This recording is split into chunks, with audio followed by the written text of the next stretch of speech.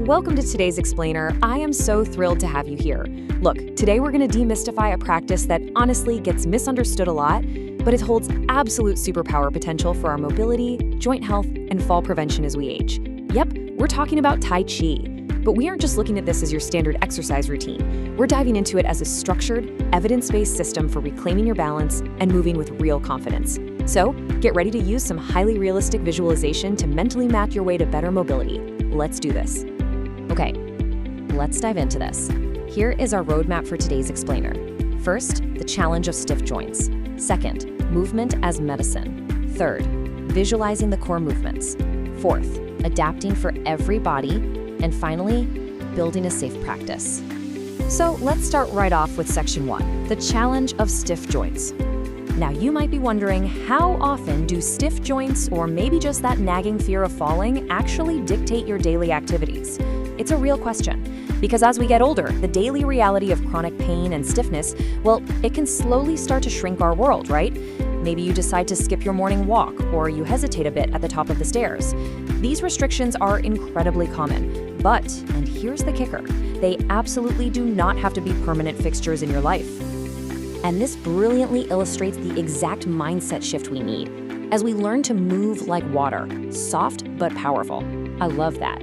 Tai Chi isn't about pounding the pavement or pushing through pain. It's about mindful, fluid movement. It's really about moving continuously, breathing deeply, and finally releasing all that built-up tension that keeps our bodies so rigid. Basically, when we learn to move like water, we literally stop fighting our own bodies and start flowing with them. Which brings us to section 2, movement as medicine. Now, this idea of moving like water, it isn't just some abstract, feel-good concept. Dr. Paul Lamb's Tai Chi for Health Institute actually developed a program that is so ridiculously effective, it's backed by the CDC and the National Council on Aging as a proven fall prevention program. It uses what's called the Sun Style of Tai Chi. And what's great about Sun Style is that it features a higher, much more upright stance.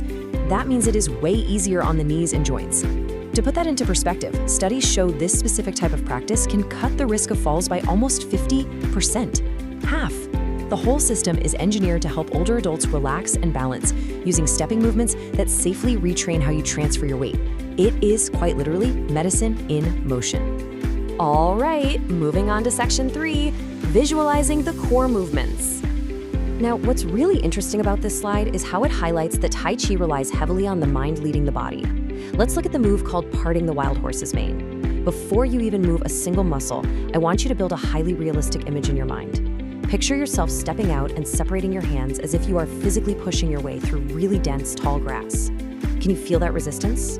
One hand sweeps upward and forward, while the other presses downward and backward. By vividly visualizing this separation first, you're actually training your rotational balance before you even break a sweat. Next up, let's mentally map out Grasp the Bird's Tail. This is a beautiful, flowing, 4-part sequence. Ward off, roll back, press, and push. Think about the imagery here. Picture gently capturing a bird's tail. Feel the physical weight as you roll back onto your heels, then pressing forward with clear intention, and finally gently pushing outward.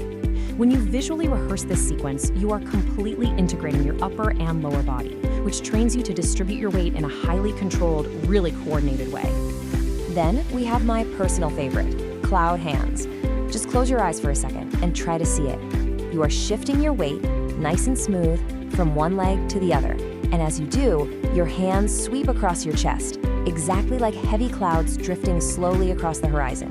You literally watch your palms as they pass right by your eye line. This sweeping lateral motion is just fantastic for improving your side-to-side balance. Plus, it strengthens those leg muscles with zero high-impact stress. It's a real game changer.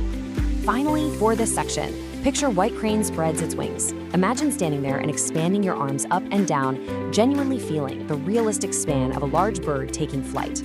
As you do this, you're shifting your weight primarily onto just one foot.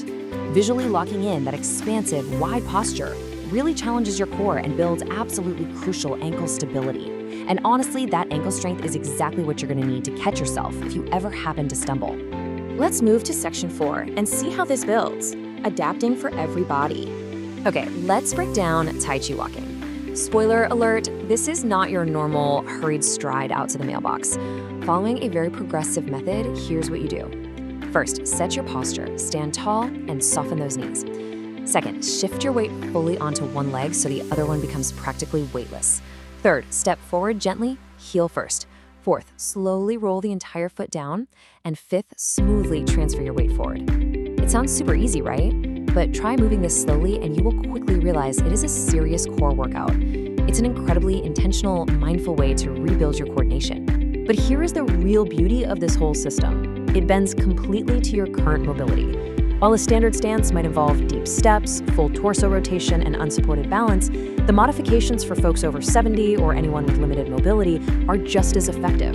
You can take half steps, you can use minimal rotation, you can keep your foot firmly on the floor instead of lifting it high, you can even hold onto a kitchen counter for support, or, get this, practice the entire arm sequence completely seated in a chair. Honestly, staying within a safe, comfortable range is the only real rule here. And that leads us perfectly into section 5, building a safe practice.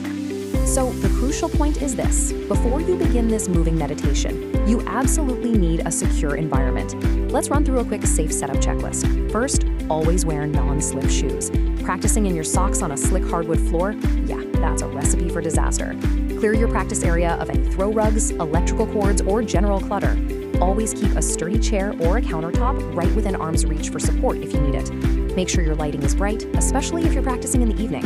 And remember to just move slowly. Safety first, always. We're gonna end on this thought today. How might just 10 minutes of moving like water change the rest of your day? Think about it. When you combine realistic visualization, deep breathing, and slow weight shifting, you aren't just lubricating your joints. You are literally calming your entire nervous system. You're taking a physical challenge and turning it into a moving meditation. So I highly encourage you to set up your safe space, visualize those heavy drifting clouds, and just try a gentle 10-minute flow. Thank you so much for joining me for this explainer, and keep learning.